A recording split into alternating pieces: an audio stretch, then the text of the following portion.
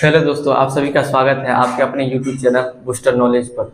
जैसे कि इससे पिछले वीडियो में हम लोग ने देखा था कि रासायनिक समीकरण 9 प्रकार के होते हैं, जिसमें से हमने 2 प्रकार बता दिया था। आज हमारा कौन सा है? तो तीसरा प्रकार। तो तीसरा प्रकार क्या है? देखिए, विस्थापन अभिक्रिया। कौन सा अभिक्रिया? विस्थापन अभिक्रिया। टोटल जितना 9 रासायनिक समीकरण अभिक्रिया होता है उसमें से हम 2 बता चुके थे। आज है तीसरा। कौन सा? तो विस्थापन अभिक्रिया। कौन सा अभिक्रिया? विस्थापन अभिक्रिया। देखिए, वैसी रासायनिक अभिक्रिया जिसमें कोई तत्व किसी यौगिक में से अपने से कम क्रियाशील तत्व को हटाकर खुद स्थान ग्रहण कर लेता है, उसे हम विस्थापन अभिक्रिया कहते हैं। उसे क्या कहते हैं हम? विस्थापन अभिक्रिया।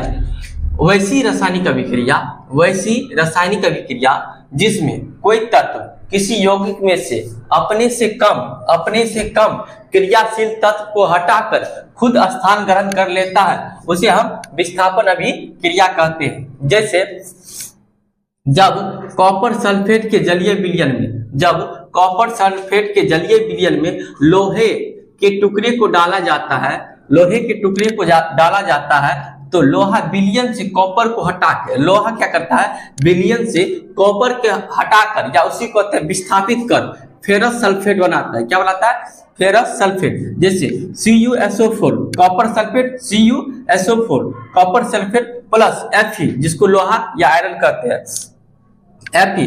और जब ये अभिक्रिया करते क्या बनाता है? FeSO4 ferrous sulphate plus copper. इसमें क्या करता है? जो ज्यादा जिसमें कोई तत्व किसी यौगिक में से अपने से कम क्रियाशील, मतलब जो कम क्रियाशील तत्व क्या करता है? हटाकर। जैसे यहाँ पे देखिए, यहाँ कॉपर था, यहाँ आयरन है। तो देखिए ये क्या किया, यहाँ पे कॉपर को हटाकर खुद आयरन यहाँ पे स्थान बना लिया। कॉपर को हटाकर आयरन यहाँ पे जम गया, क्योंकि आयरन ज्यादा क्रियाशील तत्व है। तो इसका एक प्रयोग करके देखते हैं।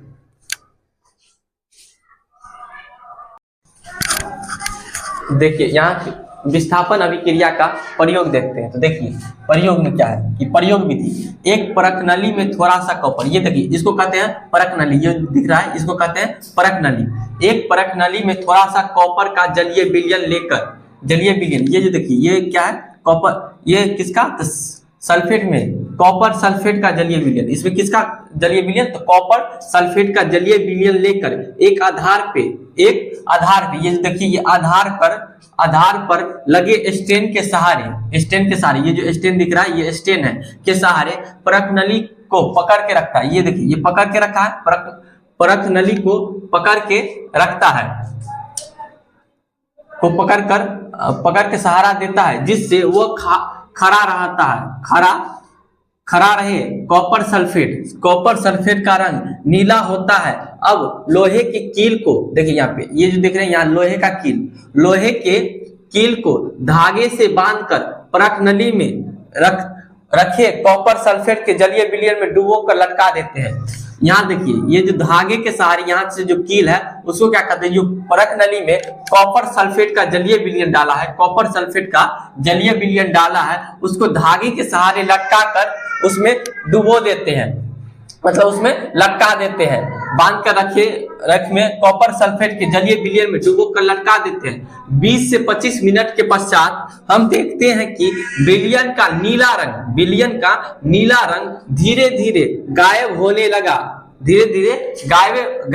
लगता है, और विलयन का रंग हल्का हरा होने लगता है। लोहे के कील पर लाल भूरे रंग की एक परत बैठ जाती है। इससे स्पष्ट होता है कि लोहा विलयन से कॉपर को अलग कर फेरस सल्फेट बनाता है। इसे क्या स्पष्ट होता है? तो लोहा कॉपर से अलग होकर फेरस सल्फेट बनाता है। इसका एक और एग्जांपल देखते हैं हम लोग। देखिए, विस्थापन अभिक्रिया का एक अगला एग्जांपल क्या है कि जब एक कॉपर के प्लेट को सिल्वर नाइट्रेट के जलीय विलयन में डाला जाता है तो सिल्वर कॉपर द्वारा विस्थापित हो जाता है। जैसे देखिए Cu+2AgNO3, जब इसका अभिक्रिया क्या है तो क्या हो जाता है?